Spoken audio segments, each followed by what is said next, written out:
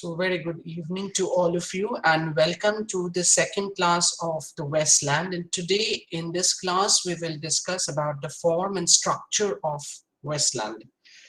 Now, uh, regarding the structure and form, we we would like to start with this point that the relevant details about the chronology of the composition of Westland are still not clear. So we are not well aware of the chronology of the development of the poem, but however, the things which are present to us that on the basis of the information that is available, we can say that the manner in which the poem evolved, so how the poem developed. So from the informations that are available to us, from that we can come to the conclusion, or from uh, uh, we come to know that the poem raised many important and complex questions about the form and structure itself, as well as about the poetic creation.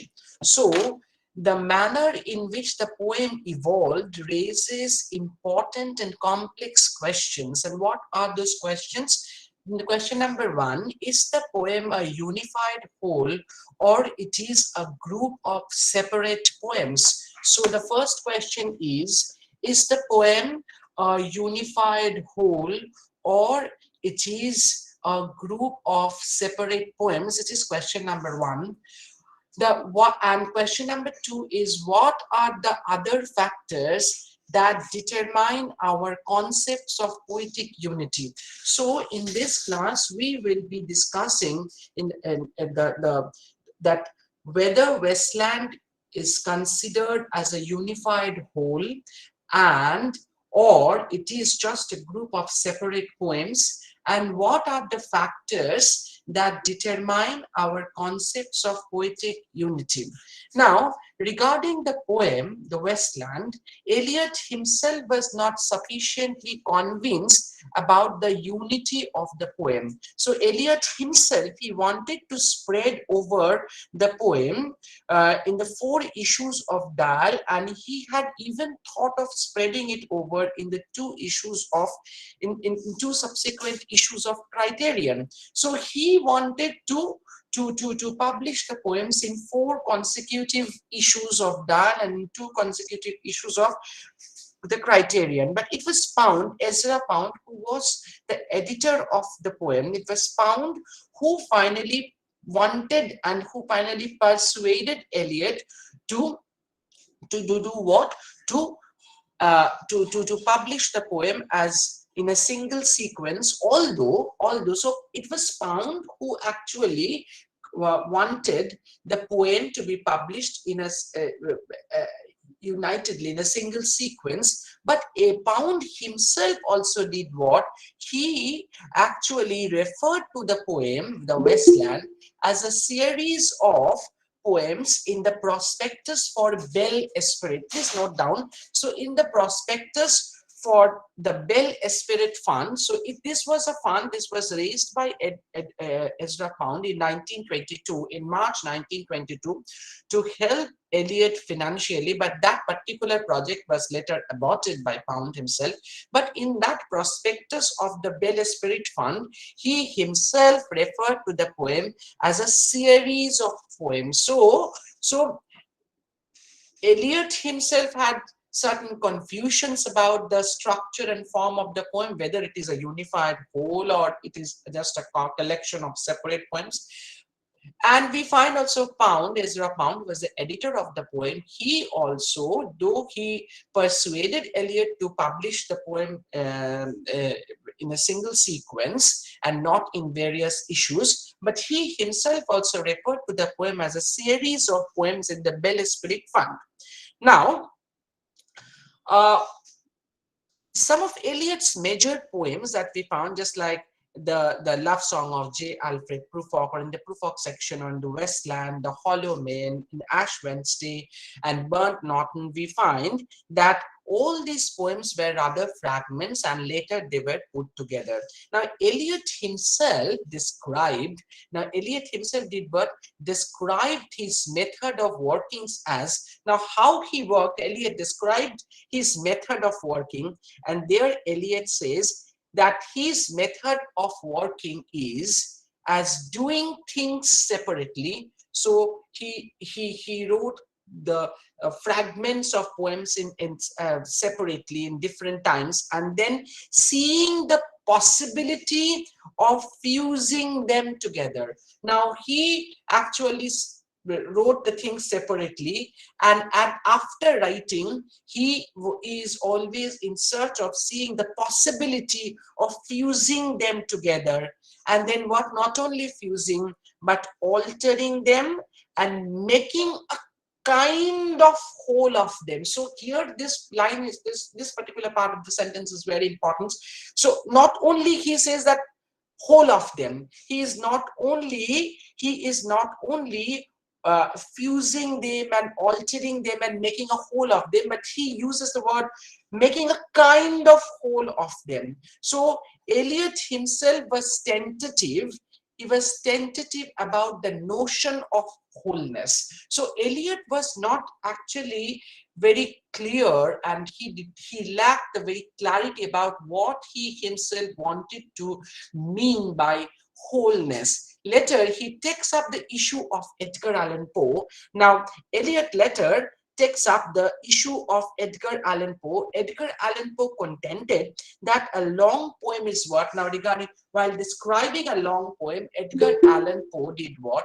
He contended that a long poem is at best a series of short poems. So according to poem, there is no such thing as a single and unified long poem, because there are certain problems which Poe believed, and he says that it is at best a series of short poems strung together. So there he not only defended, now Eliot takes up this issue, and with this point he not only defended four quartets but also the Westland. Now Eliot says that the question of the possibility of writing a long poem is not simply that of the ability of the individual poet. Now, Eliot says that if a poet is writing something which can be referred to, or which can be called a long poem, it is not something which depends upon the ability of the individual poet, but it is something related to the very condition of the poet in which he finds himself. So the time and climb of the poet when he is or she is writing, that is also very much influential. That also goes very much in the making of a long poem. So if a poet is unable to write a long poem, the time and climb is also as important as the ability of the poet to write a long poem. Now, Poe's difficulty in writing a long poem, his conception was that a long poem had to be written. Now, what Poe believed, that it is not possible for a poet or a creative artist to write a long poem, because to write a long poem, what Poe actually believed, that a long poem had to be written in one mood. So you need a very singular and unified mood and a first intensity, and you need to retain the first intensity with throughout throughout the poem, and there shouldn't be any variation of style, theme, and theme of subject. Now, what Poe said, that there is a problem in writing a long poem, because according to Poe, a long poem needs what? It needs a single intensive and single mood, and the poet has to retain the first intensity throughout the poem, and there shouldn't be any variation of style and theme of subject. Now, Eliot takes up this point, that what Poe has said about long poem, that there is problem in writing a long poem, and long poem is just a collection, a combination of, or it is just a series of short poems he takes up. But Eliot goes against, or Eliot negates what Poe says about his conception of a long poem, that a long poem needs a single mood that the poet should retain with same intensity throughout the poem, and there shouldn't be any variation of style or theme or subject. But Eliot argues for a long poem,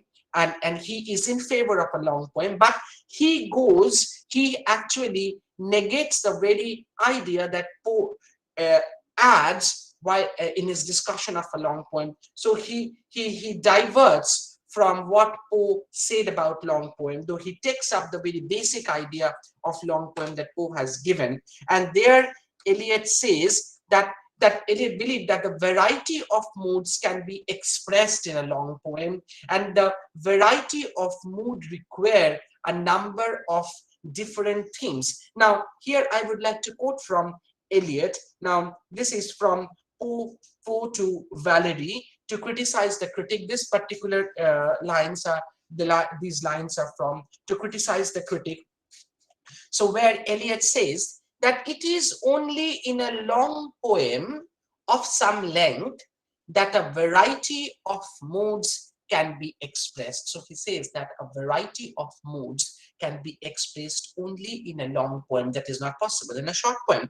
For a variety of moods requires a number of different themes. Now, when you are writing a long poem, and Eliot says that for writing a long poem, you need a variety of moods. This variety of moods, these moods require a number of different themes or subjects, which those subjects related either in themselves, they should be related with each other, or they should be related in the mind of the poet. So either this theme should be related to one another, or all these themes should be there in the mind of the poet.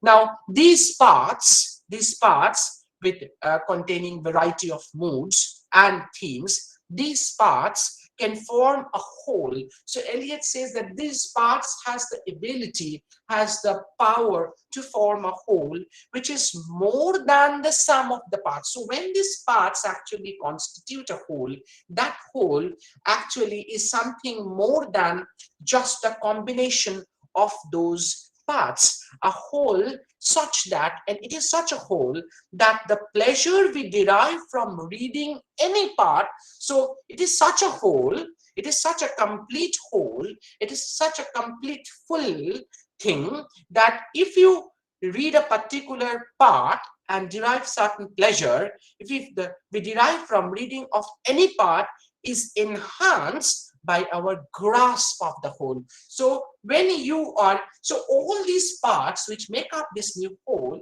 is so much interrelated, interconnected, that if the pleasure that you derive from reading a particular part actually enhances your enjoyment of the whole.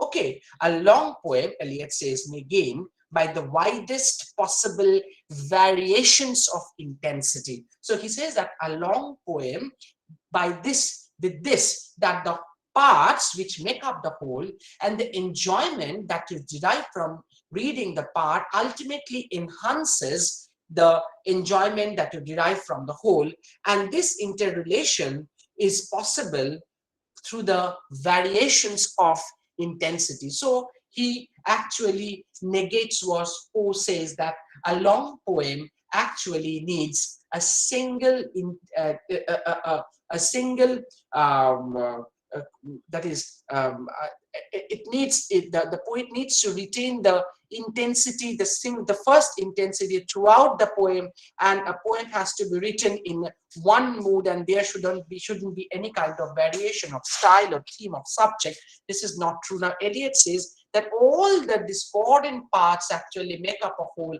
and the enjoyment that you derive from reading the part ultimately it contributes to your grasp of the whole, or your enjoyment of the whole. Okay, now uh, then he says that Eliot's insistence on the variety is determined by his awareness of the variety and the complexity of civilization. What I right now said, that Eliot actually believed that it is not that writing a long poem or the inability to write a long poem does not only depend upon the ability of the poet, but also depends upon the time and the climate when the poet is writing. Now, here Eliot says, I would like to quote again from the very famous essay of T.S. Eliot, The Metaphysical Poets. This is one you have already read in my class, The Tradition and Individual Talent. Another essay is very important to say, that is the Metaphysical Poets. And here Eliot says that our civilization comprehends great variety and complexity. So Eliot says that our civilization comprehends great variety, and again he adds complexity, not only variety but complexity.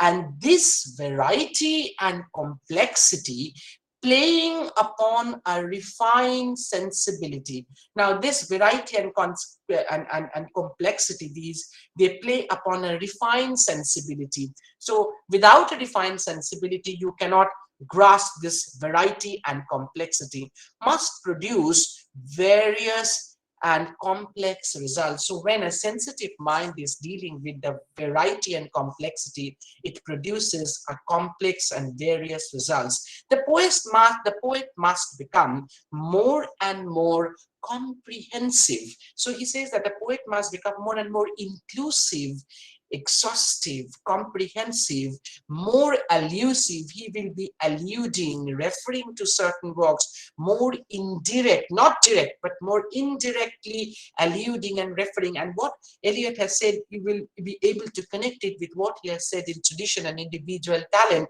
that here also he says that a poet not only writes something of his own, but his time and clime and the historical consciousness within which he is posited. All these things are responsible for the poet, responsible in making the poet write something, right? Even a single line. So the poet must become more and more comprehensive, more elusive, more indirect. Why? In order to force, to dislocate, in order to give force to dislocate, if necessary, language into his meaning. So when a poet is dealing with language, when he is using the language to write what he wants to write, rather, he actually needs the sensitive mind with which he will deal with variety and complexity of the age, and he will be more comprehensive, exhaustive, elusive, and indirect, while dislocating and forcing the language into the meaning that he wants to produce. Now, discussions. Now, while we were discussing about now, we said that we will be discussing that whether Eliot's The Westland is a unified whole or it is just a group of separate poems. That is question number one, and what we were discussing. Now, the second question also comes into this context, that what will be our concept and what actually Eliot wanted to mean by poetic unity. So when we are talking of poetic unity, this poetic unity, uh, uh, actually, this poetic unity uh, actually it takes us back to Coleridge's Biographia Literaria. Now, what Coleridge wanted to mean in his Biographia Literaria about poetic unity is that, so Coleridge, for instance, believed that in a poem, as in a living organism, this just like our body, this body is a living organism, and this body is made up of head, eyes, nose, ears, hands, belly, legs, stomach, then back, and all this. So all these parts make up the whole body, and these parts are very closely, intricately related to one another. And you are all aware about the spinal cord, which actually is the very center of the nervous system of our body. And we have certain reflex actions. So if I bring my fingers in front of my eyes, it will close, it will blink. So all these are very reflex actions. So when you are driving, when you are cycling, or doing anything, any damn thing you do, so all your body is orchestrated to perform that activity. So Eliot says that poetry is just like this living organism, such as the plant or the body, and all the parts are vitally interdependent or interrelated. When you are walking, your hands are moving like this. When your left hand is in front, your right hand actually it goes backward. So that actually helps you to balance your body while walking. So all these parts, just like the body, just like a plant, all these are interdependent and interrelated, and each part is dependent for its survival on the whole. So I cannot live without my heart. I cannot live without my. I will have certain problems if I lose my eyes, or if I lose my hands or something. So all these parts are vitally interdependent and interrelated. This is what Coleridge believed. That is about organic unity, and this organic unity is in contradistinction, Coleridge believed, that to the combination of discrete elements that we find in a machine. So the mechanical unity and the organic unity has certain differences. Now Coleridge that distinguished between mechanical and organic form. So there Coleridge says, so these lines are from a very important essay by M.H. Abrams, The Mirror and the Lamp, Romantic Theory and the Critical Tradition. Now here we will find that Abrams is referring to Coleridge's Biographia Literaria, and he says the form is mechanic when on any given material we impress a predetermined form. So when I'm forming any material into a predetermined form, that formation is a very mechanical one. So there how mechanics actually works. So if I take a mound of clay and I emboss it with something like a stamp, so there will be a mark on the mound of clay. So there, it's an external, predetermined external form actually presses something on a new material. So there is nothing that comes from within. So he says that in mechanical form, what we do, we when on any given material, we impress a predetermined form. So that's something that has been created earlier, that has been made earlier, as when to a mass of, he says that a mass of wet clay, we give whatever shape we wish it to retain when hardened. So when the mound of clay will be hardened, it will retain that stamp that has been given, or the shape that has been given. So this is something mechanical. On the other hand, the organic form is innate. It is something which is very much close to the material, which is very much there within the material itself. So no external force is actually ultimately or finally given to give it a shape, but the formation comes from within. It is innate. It shapes as it develops. So it shapes with the development itself from within, and the fullness of its development, the fullness of the development is one and the same with the perfection of its outward form. So the development the fullness that comes from the development which is within that material, that has a certain connection and commensuration with its outward form. So in an organic unity and in an organic process, the things are very much related, interrelated, intricately related, and there the things are orchestrated within and without, that we generally don't find in a mechanical form or in a mechanical unity. So this is what Coleridge believed. Now, in a mechanical unity, we find that the parts are sharply defined.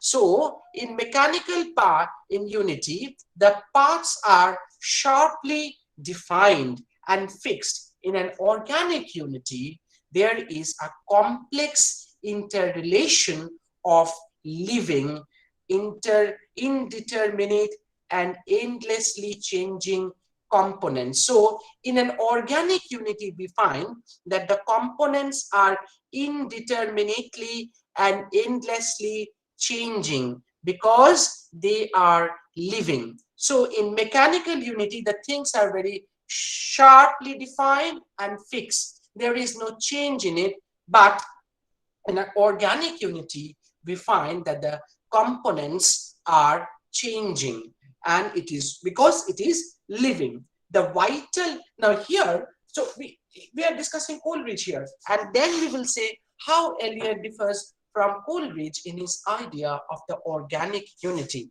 Now, he says, now, where actually this organic unity is that organic unity occurs. Now, the vital and animating force, according to Coleridge, is the imagination of the poet. So the imagination of the poet, according to Coleridge, is the vital and animating force that actually unifies the heterogeneous elements of the poem. So actually, Coleridge believed that the imaginary quality, the imaginary power of the poet, actually it is the magical and synthetic power which actually unifies the heterogeneous elements in a poem. Now that imagination actually helps the poet to interrelate and combine the things which is there within the material upon which he's working, and without the and then the external qualities of that material. And the poet, along with the power of his imagination, actually combines this power reveals itself, Coleridge believed, that itself in the balance or the reconciliation of opposite or discordant qualities. Now, but Eliot does not, but these are the things that Coleridge said. But unlike Coleridge, Eliot does not ascribe to the poet the dynamic and animating power that infuses a spirit of unity into the poem. So Eliot believed that the imagination is not something which is the innate power of the poet, which is actually dynamic and the animating power that infuses a spirit of unity into the poems. According to Eliot, then what is it? The mind of the poet plays a very passive role in the poetic creation. So Eliot believed that the mind of the poet plays a very passive role in the poetic creation. To him, the heterogeneity that we find in a long poem is influenced by the organic unity and wholeness, but his idea of the organic unity and wholeness is not what Coleridge has said about organic unity and wholeness. So Eliot differs from Coleridge in his idea and conception about organic unity and the wholeness. So no mechanical view of artistic creation, but he believed but that he draws attention to the subtle relationship that do exist between different parts of the poem. Now, what is this? So here we will find that Eliot insisted on the wholeness in his defense of the heterogeneity of the long poem, and that is evidently influenced by his notion of organic unity. So he is not altogether, then his tendency was not that when he writes of unity and wholeness, so it was not tendentious for Eliot. In doing so, when he is discussing organic unity and wholeness, he merely opposes the mechanical views of artistic creation. So what Coleridge has said about the mechanical views of artistic creation and the organic view of artistic creation, Eliot also take up those ideas, but he differs in the understanding and in getting into the very idea of what he wanted to mean by the mechanical idea of poetic creation and the organic idea of poetic creation. So, and he draws attention to the subtle relationship. He draws idea to the subtle relationships that do exist between the different parts of a poem, such as the Westland. So he says that the organic unity has to be found, has to be located in the various parts of a long poem which apparently look heterogeneous. Okay, so which apparently look heterogeneous. So wholeness and unity is what Eliot wanted to say, that is to be located within the heterogeneous parts in a long poem. So poetic originality, according to Eliot, is largely an original way of assembling. So this is a very important line. So Eliot says that the poetic originality is largely an original way of assembling the most disparate and unlikely material to make a new whole. So where lies the poetic originality? The poetic originality lies in combining the disparate and unlikely material into a new whole. Now, Eliot's theory of poetic combination or poetic composition, it is closely related to what Claude Lévi-Strauss has said about bricolage. Now, what Lévi-Strauss has said about bricolage? Lévi-Strauss, in bricolage, Lévi-Strauss, through bricolage, he wants to mean that the artist makes do with whatever heterogeneous materials and tools are at hand and engages in a sort of dialogue with these materials and means of execution. So he says, so by bricolage, Claude Lévi-Strauss wanted to say that it wanted to mean that in bricolage, an artist does what? He takes up various heterogeneous materials and tools which are there in front of him and engages in a sort of dialogue, in a sort of communication with the materials and the means of execution, how to carry on this communication, this dialogue with this material, and that makes a bricolage. So Eliot believed that Eliot's belief in the poetic creation is something like that, that it is the assembling of these materials rather than an organic unity.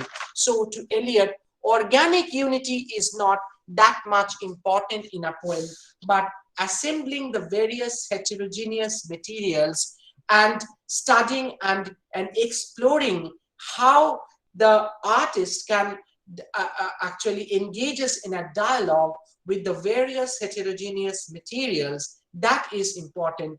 It is just assembling the various heterogeneous materials into something new. So if the Westland runs, so we can say that if what Pound has said, that it runs from April is the cruelest month to Shanti, Shanti, Shanti, it is not just it is the outcome. It is not because of any kind of poetic unity, but it is the outcome of Eliot's revision and Pound's editorial work. So there is actually no intrinsic organic unity in the poem. So now, if we take this into consideration, we will find that the rejected drafts and excised fragments that were published later in Valerie Elliott's edition, we will find that they actually, these rejected and excised fragments, which give a new meaning to the final poem that we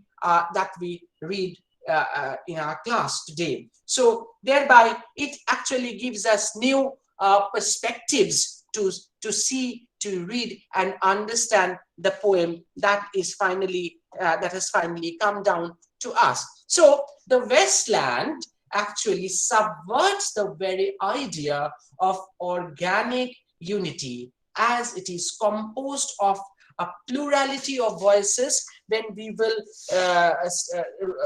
study or explore the point of views that we will find in the Westland, we will see how that we will learn about the plurality of voices, the quotations from several texts, and the variety of language, style, and genres. So it is, the Westland is composed of all these things. The poem alludes to several systems. The poem alludes to several systems. We find the myth of the dying and the resurrected God. All these we will read in and the mythical and anthropological elements in the Westland.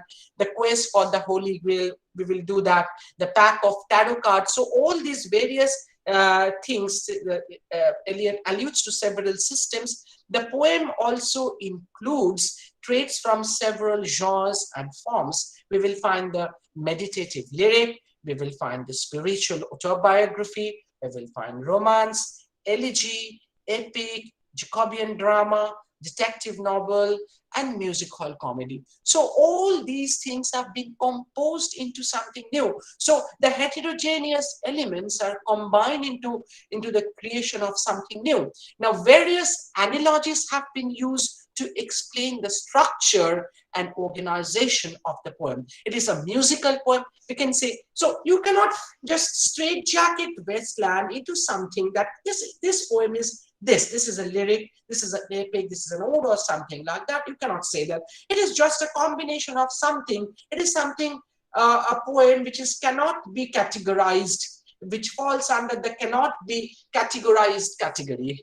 Okay, so it can be taken as a musical poem because there are themes and motifs that flow together and recur with powerful emotional impacts, but with no regular or predictable structural element. There you will find no regular or predictable structural element, but there are themes and motifs which very fluently flow together and they recur with a powerful emotional impact. So we will find the recurrence of themes and motives, but you cannot predict the structural pattern or element in them. You can consider this poem as a cubist poem because it juxtaposes a variety of temporal perspectives, languages, genres, and areas of experience.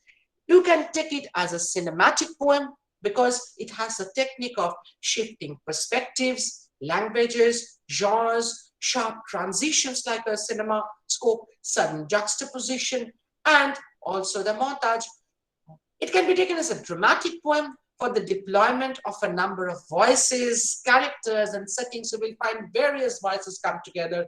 The characters change, the different settings you will find in a single poem. You can take this as a surrealist poem where the subconscious anxieties, fears, desires are projected in the disconnected imaginations as we find in a dream. So, though the poem has elements from different systems, genres, and techniques, but no particular system or technique can be used as a definitive key to its structure. So you cannot say that this particular structure or this particular system can fully define the poem. So this poem falls under the cannot be categorized category. So Westland actually resists any unitary reading. So if we try to impose a unitary principle of structure, it would be, we will be doing what? If we try to impose a unitary principle of structure into it,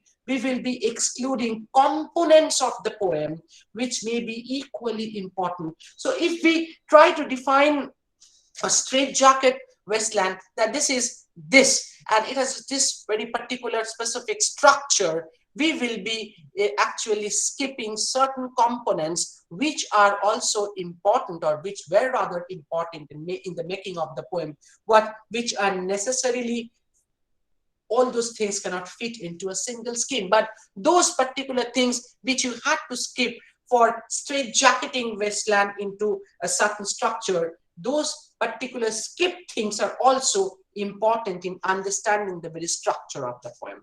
So you cannot straitjacket Westland into a theory, which will just diminish the complexity and the range of references. So Westland is what we can say, it is just what Roland Barthes has said, it is a text of bliss and not a text of pleasure. So Barthes says about two types of texts, the text of bliss and the text of pleasure. So a text of bliss is not a comfortable practice. In a text of bliss, we don't find a comfortable practice of reading. We cannot do that.